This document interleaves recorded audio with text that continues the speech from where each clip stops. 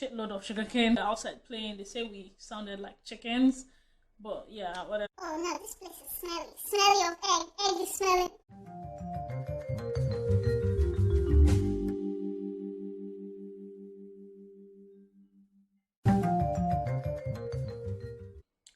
Hi friends, welcome back to the Francescan Disorder. Thank you for stopping by again. And if you've just bumped into me for the first time, hello, my name is Francesca. So today I want to do a story time video. I want to tell you a story of how I got a second degree burn. I say second degree, it might be third degree, but I don't want to over exaggerate.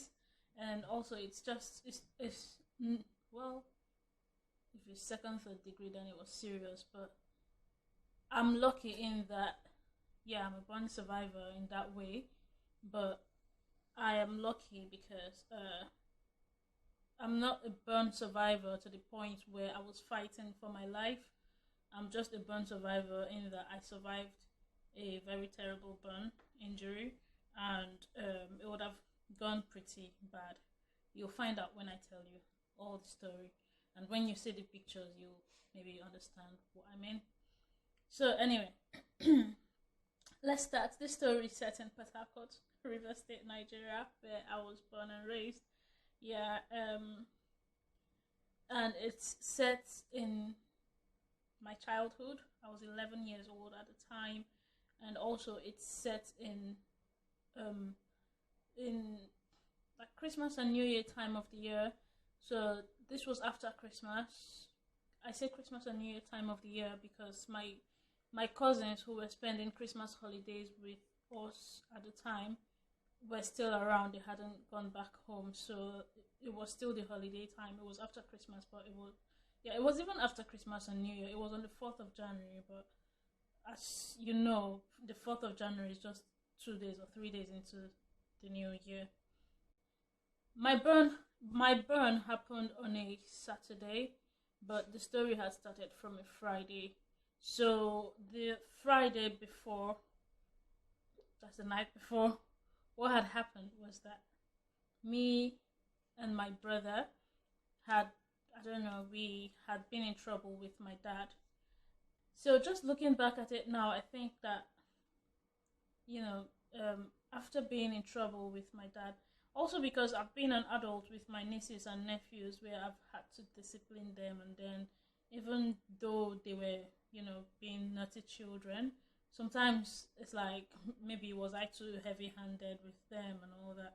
But yeah, I feel like my dad felt a bit guilty later on in the day after disciplining me and my brother. So he had to, when he was on his way out, he asked us to dress up and come with him. So we dressed up and we went out with him. And then on the way back, we saw like the sugarcane vendors. And I also think sugarcane vendors, they want the pushing wheelbarrow, as per my video of the things that I miss about Nigeria. But yeah, anyway. What was I saying? Another reason I think my dad was feeling a bit guilty at the time is because my dad is not the sort of person that will buy like random snacks for kids. I mean, a treat once and again is good, but my dad is all for there's food at home. So we knew not to say buy me this because we knew we were not going to get it. But on this day we just said we wanted some sugarcane, and he bought us sugarcane. Anyway, by the time we got home, everybody was asleep. Very full house at the time. But by the time we came back with all this sugarcane that we bought, because he bought a like shitload of sugarcane, but again, maybe because he was guilty, also he couldn't have just bought for just the 2 children that he went out with. So my other siblings and then my cousins were at home, but by the time we got home, they were all asleep. So my older sister said, when we came home with the sugarcane, she said to put the sugarcane in the fridge because it was late, and she said she was going to give it to us in the morning. So yeah, we put the sugarcane in the fridge. As I said, all the other children at home were asleep, so they didn't know that there was anything like sugarcane. And the next morning, my mom went out very early because she needed to travel to another state for a burial, and my dad went out as well. Kids and my older sister at home.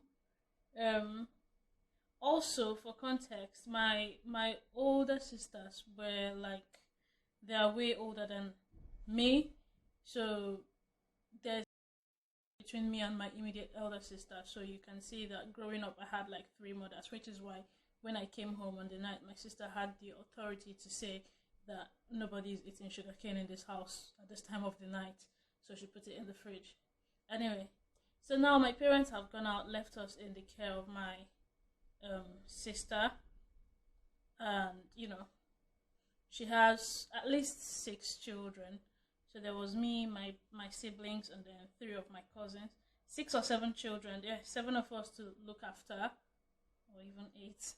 Yeah, but you know how Christmas holidays are, like everybody just goes to one person's house. But yeah, so we were a lot of us in the house at the time, and my sister had all these children to look after. I remember in the morning we then told the rest of the children that there was sugarcane because we had come with sugarcane last night, and all the children were saying they wanted sugarcane. We all wanted sugarcane, but my sister said she's going to give it to us later in the day. She, gave us a wash, made breakfast for us, and for breakfast that morning we had pap and pap akamu and akara. So we had breakfast on this morning, and then just after breakfast, everybody was bugging her again. We want sugarcane. We want sugarcane.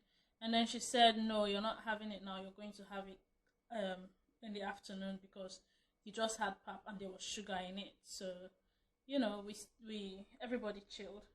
But for whatever reason, when she finished, obviously we finished having breakfast, and she just said, "Sit in the living room and she'll be back." So she went outside, but she was boiling water for her shower. Now, in my house,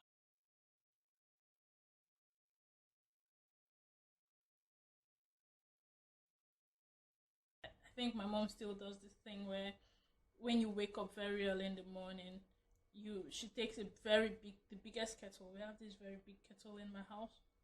So she takes this very big kettle and puts water on the electric cooker, uh, because you know and again, that's if we're using the gen in the morning, because at some point in the morning we turn off the gen, and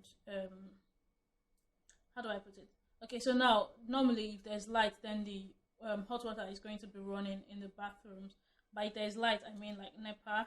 So if you're not Nigerian, we have like load shedding or power light off or whatever. We just have electricity issues in Nigeria, so Anyway, so normally once my mom wakes up in the morning, she's always bugging everybody to go and shower now that the hot water will be running. Or if there is no light, we will turn off the water heater and not use it with the gen. So what we'll be using with the gen only is electric cooker. So my mom, or I say my mom, but this happens in my sister's house as well. She like wakes up, and whilst the gen is still on for early in the morning, she puts a big kettle of water on the cooker for everybody to, when you take from there, you put another one on. Everybody needs to shower before NEPA takes the light, because the reason I'm telling all of this boiling water schedule is because, they don't want to be wasting gas. They don't want to be burning gas. And so, yeah, it's because of this reason that on the day my sister had water boiling and said she was coming back, she went outside, like she was outside the house. She was, she was still around, just outside the house, doing things, cleaning things around the compound and all that, and tidying up everywhere. And then my sister's water was boiling and bubbling. I was the oldest child at the time. I should have known better. I should have maybe called my sister to come get her water or something. But then, I was just a child. I was only 11. So me, my little sister, and my my cousin. Me, one of my little sisters. I have two little sisters. So me, one of my little sisters, and my cousin, we tried to go to the fridge to look at the sugar cane, we knew we were not going to eat. I don't know what was in our head. I don't know why we were going to look at the sugar cane, or I don't know what we were going to do, but we all went into the kitchen together. Now, when you walk into the kitchen, where my sister had put this water and was boiling it, there was an old fridge that was just there for the repairman to come and take, and he hadn't come to take it because the whole door, like like this tall freezer kind of thing, the whole door of the fridge had disconnected from the fridge, so they just used to put it, like hang the door, but in such a way that it will lean on the fridge and not fall over. But on this day, I don't even know what happened, but I just know that the door was not connected to the fridge. There was that old fridge there, and then like there's that fridge before you go to the actual fridge that we were going to get the sugarcane from, or we were going to look at the sugarcane. And then there was a deep freezer, which is a chest freezer. But yeah, so we're going. I don't know. I laugh because it was so stupid what we were doing on this day. So we were walking. We had finished breakfast, as I said. My brothers and my cousin, who is a boy and was one of my brother's age as well, were outside playing football, and me, my little sister, one of my little sisters, and my cousin went to that. We're going into the fridge, and I'm just going to say, for example, if the kitchen is my hand, because I don't know how else to explain. So there's the door, the fridge, my sister boiling water, and then the deep freezer, and then the new fridge that had the sugar cane. So the fridge that is going out of the house is like by the door. Anyway, so we walked in, and I was first, so I was inside of the kitchen, and my cousin and my sister, I don't even know in what order they were coming, but I knew they were behind me, and I was first, and I was the one like leading this whole trip. So one of them, I'm very sure it's by mistake, but then one of them touched that fridge that the door had disconnected, and as I said, this water was there. I just passed a boiling kettle of water. It was boiling and bubbling. Passed by it and went inside, and the next thing, someone came and touched the fridge, and the door of the fridge fell over the water, and everything tumbled. I don't even know what happened. I can't remember what happened. All I remember is that I just felt my leg. I don't know. I knew at this point, I think I knew that water had poured, the hot water had poured, but I just felt my leg very, very heavy. My feet were very heavy, and I was like screaming, and I hadn't quite made it to the fridge yet, but I was like very close to the chest freezer, the deep freezer. So I tried to climb on it, but the way my feet were very heavy, I just couldn't climb. And I don't even know why I tried to climb on it, because it would have, maybe that was potentially another disaster, but I remember holding it and stamping my feet because I couldn't climb, because I think I was trying to just get away from whatever it was that was burning me.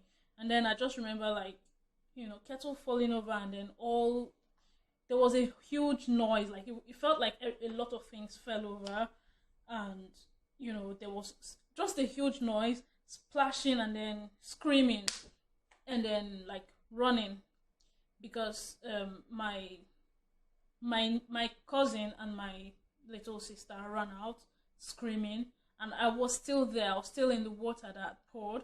I was still there, stomping my feet in the water and screaming and like holding the fridge. I just couldn't come out. And the way we screamed, my brothers who were outside playing, they say we sounded like chickens, but yeah, whatever. We screamed so hard that a lot of people from like neighboring houses came to our house to see what was happening, and of course they came and saw that like the kids had an accident, and my sister came running into the kitchen and was like, what happened, I just left you. I just could hear a lot of people saying, put egg. That's what I could hear. I was hearing put egg, put palm oil, and then I was hearing my sister saying, I just left you, what happened? I told you to sit here, and So they were saying put egg, because they were saying like they need to break an egg over our feet. And I was hearing also people saying don't put water, don't, because someone was saying pour cold water on them, and someone said don't pour cold water. It was just very confusing. But anyway, they ended up taking a large crate of egg. I remember it was like a 24 crate egg. I remember that the whole of that crate of egg, they just kept breaking everything and pouring on my feet and my sisters and cousins' feet. So yeah, that was it. Like, and I just couldn't understand what had happened. I knew that hot water had poured on me, but I, by this time I was just in so much pain, and I was crying and I was screaming. And then all these people that ran to my house had, gone away. And guess what? By this time, they brought back the lights. So yeah, because if we had this light, there would have been no point for boiling this extra water.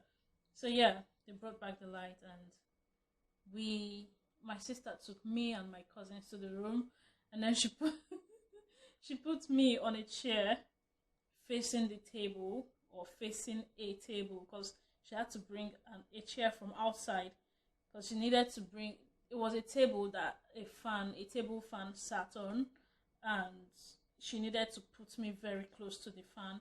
So she brought a chair from outside, put me on the chair facing the table, made me put my leg on the table, and so I was in the middle like that. The fan was facing my leg, and then my sister was standing on one side of me, and my cousin was standing on the other side of me. But my sister made the table the table fan to face our feet and just blow our feet, because like we were burning. Anyway, she made the table fan face our feet and blow our feet, and yeah, that was it. But at some point she came into the room, and Oh no, this place is smelly. Smelly of egg. Egg is smelling. eggs were smelling the whole house. So she washed all our feet, washed off all the egg that they put on our feet, and said we should go to sleep, because at the time, we shouted so much. Me particularly, I'm not even sure how my cousin and my sister were, because we shouted so much. I shouted so much that my head was aching, everything was painful, my head was painful, my face was painful, and then my feet, I was suffering. So my sister said, go to sleep, you'll feel better when you wake up. And then we all three went to sleep. And by the time I woke up, my sister was not in bed. My cousin was. I'm not even sure how long I slept, but I'm sure I slept for long, because this was happening about 10 a.m. Like the whole event, by 10 a.m. everything had happened. And then by the time I woke up, it was like 3 p.m. So I woke up and I didn't see my sister in bed. I didn't see my cousin in bed. But I just remember waking up, and I felt, I don't know how I felt. I just felt somehow. And I felt, my legs felt strange. So I just woke up and looked down at my feet, and I screamed again. And my sister ran into the room. I said, what? And then I told her that, look at my feet. So what had happened was, I looked at my feet, and they were blisters. It was so disgusting. Blisters like this, and they were very, very black. Like my whole feet were covered in blisters, and it was very black. So she said, yeah, what did you think will happen? And then, but she asked how I was feeling. I was like, I'm okay. It's just like my feet were feeling strange. And yeah, I just stood up and went outside to join my siblings and cousins. They were all playing outside. So I went outside. At this time, I could still walk. I walked outside by myself, went to meet them, and sat with them. And when I came out, they were all like, oh my god, oh my god. Everybody was looking at my legs. So yeah, I sat with them, and we were just, I think we were playing what? We were playing there for a good hour plus or two. Oh, when my mom was traveling early in the morning, I told her to buy me gala, because that's how simplistic I was as a child. I feel like I'm still simplistic now, because, I don't want a lot, but I want what I want. So I told my mom that I wanted gala when she was coming back from wherever she went to. And my mom came back that evening about 6 p.m.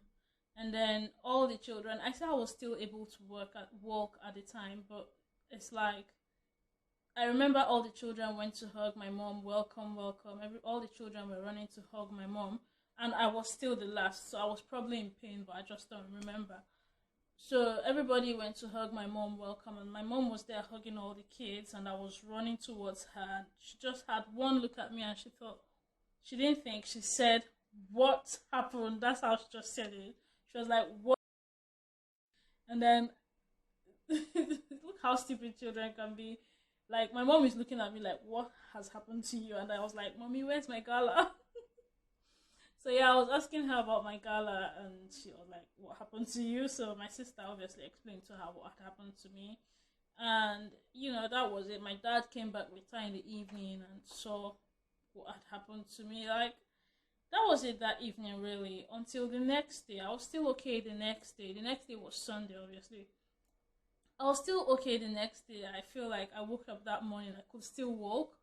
Uh, then we went to, everything just went sour in the afternoon. I couldn't even wear flip flops anymore. Like, the whole thing had opened up. We went to the hospital, and they dressed the injury. I couldn't wear flip flops anymore after the dressing. They got like, so what had happened? I couldn't wear flip flops. I couldn't come out. I couldn't do anything. Like, I just couldn't use my legs anymore. It felt like it was a bit sudden. Like, I couldn't use my legs anymore. I couldn't do anything. So they actually brought a car very close to the door and carried me from the hospital, like clinic, really, carried me into the car. And that was it. That was the last time I walked for the next 2 weeks. So they carried me into the car, took me home, and from then on, and my feet had to be elevated. I couldn't keep my feet, like, I couldn't even, it's not just that I couldn't walk, I couldn't put my feet down, I couldn't put them on a level surface. They had to always be elevated. And I remember my younger brother then, like my immediate younger brother, he used to like try and flex his muscles. He used to say, "Tell me when you want to go inside," or "Tell me when you want to go outside." So he used to want to carry me. He's 2 years younger than me, so he must have been 9 at the time. So he used to want to be the one carrying me in and out. And my mom would say, "Don't do that, don't do that." And da, da, da. But anyway, yeah, so I had this wound, which if I have not put on the screen by now, I'll be putting it on the screen. Pictures of what my feet look like at the time. Look like now, because, then I didn't take any pictures. Nobody took any pictures. Don't remember anybody taking any pictures. So yeah. Um, my mom my mom is a nurse, so she has a bit of experience with injuries and just taking care of sick people. So my mom used to like clean my injuries every day, clean it every day, and take me to the hospital when I needed to go to the hospital. But for the most of it, she just knew what to do. They just used to give her things to do with me, and she just used to do. She knew what to do, and they knew at the hospital that she knew what to do. So they just used to give her all the supplies that she needed. So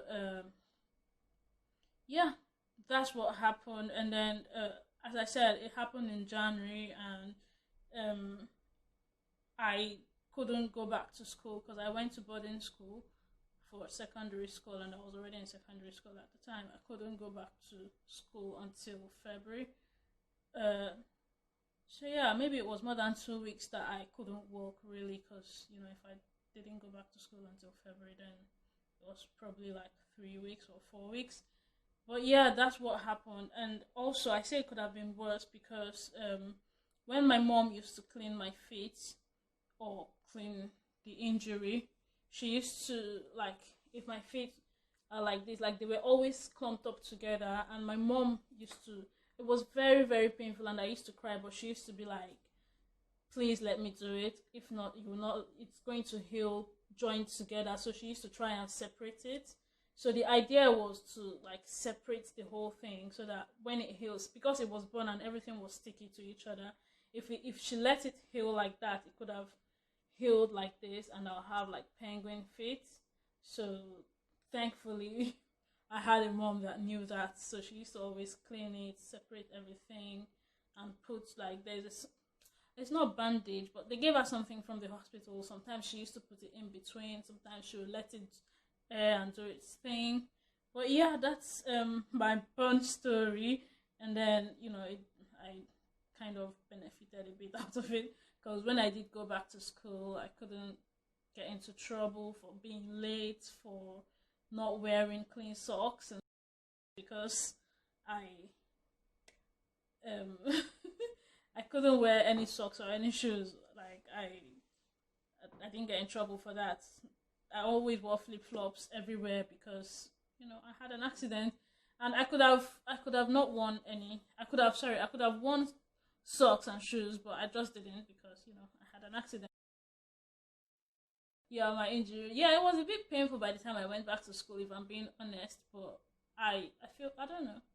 I just didn't try. I just did not wear. I didn't try wearing any socks the whole term until like the next term. By that time, everything had healed. Everything it had healed, but my feet were still like pink.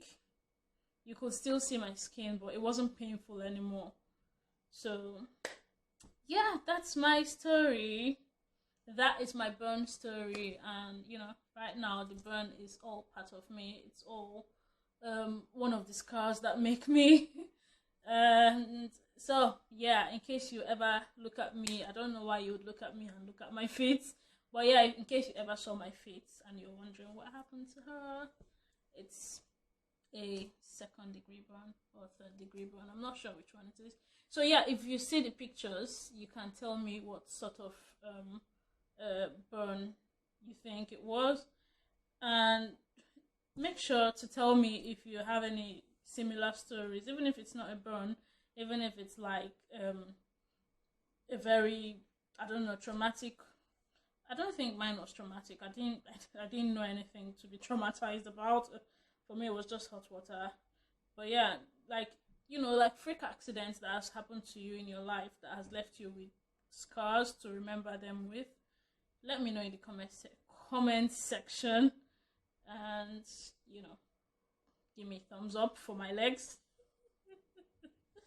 Oh my god, just give me thumbs up, okay? If you like my story, give me thumbs up, and share the story time if you want to, and I'll see you in another video. Bye.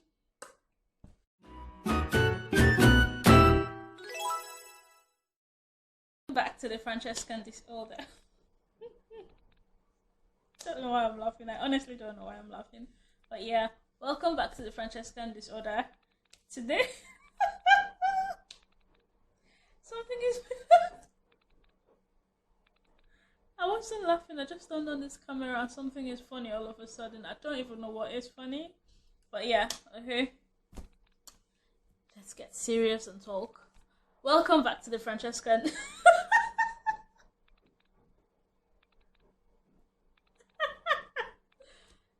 Oh my goodness. What's happening to me today?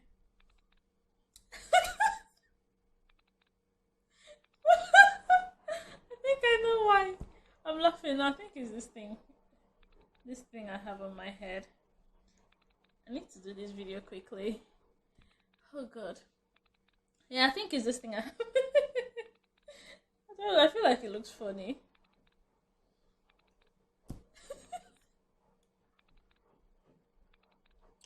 I'll stop it and start again. Disorder. Okay, we're not gonna stop this one. Hi, friends. Welcome.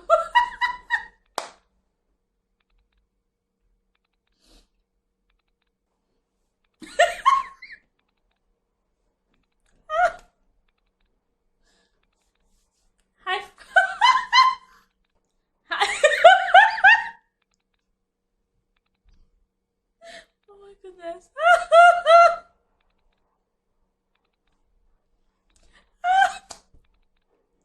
Hi, friends. Welcome back to the Francescan disorder. What had happened was. Oh god. We'll finish this video. We'll get through this video if I can get out of this my fit of laughter. And I honestly don't know why I'm laughing, but yeah. So, oh my goodness.